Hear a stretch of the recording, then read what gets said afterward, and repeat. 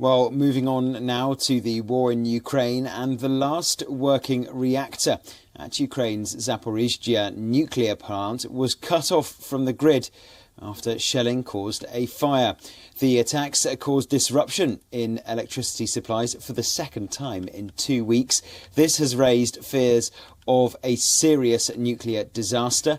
According to the International Atomic Energy Agency, Zaporizhzhia nuclear plant has enough electricity to operate safely.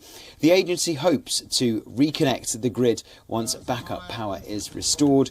The United Nations atomic watchdog is due to brief the UN's Security Council about the crisis at the nuclear plant. Ukrainian President Volodymyr Zelensky says the shelling showed Russia does not care what the IAEA will say.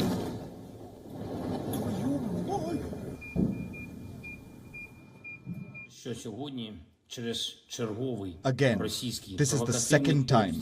Due to Russian provocation, the Zaporizhzhia station was one step away from a radiation disaster.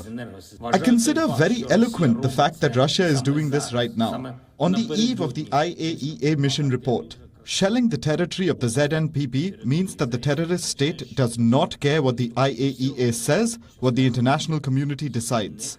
Russia is interested only in the fact that the situation would remain the worst and as long as possible. Meanwhile, European gas prices soared as Russia continues to keep its main gas pipeline to Germany shut. The Kremlin blames Western sanctions for the pipeline outages, accusing them for causing chaos in maintenance work. This has brought fears of a bleak winter for consumers and businesses across the European continent. Now, Ukraine, on the other hand, has made its boldest claim of success so far on the battlefield after launching a counter-offensive against Russia in the south. Ukrainian officials posted an image online of 3 soldiers raising Ukraine's blue and yellow flag on a rooftop, purportedly in Vysokopilya in the north of Kherson.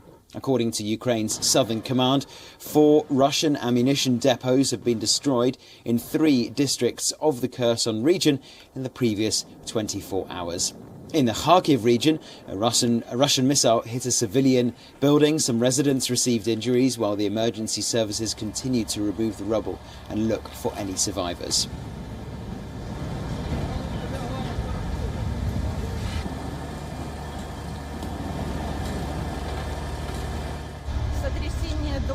There was an explosion and our house shook vigorously. Pieces of tiles hit my child's back and the ceiling collapsed on my head. Very strong smoke immediately started coming up. We wanted to get out, but our door was blocked. It got blown into the corridor, but there was a small opening. So then we tried to open our door, but the neighbor's door was also blown out and was blocking our door, so we couldn't get out.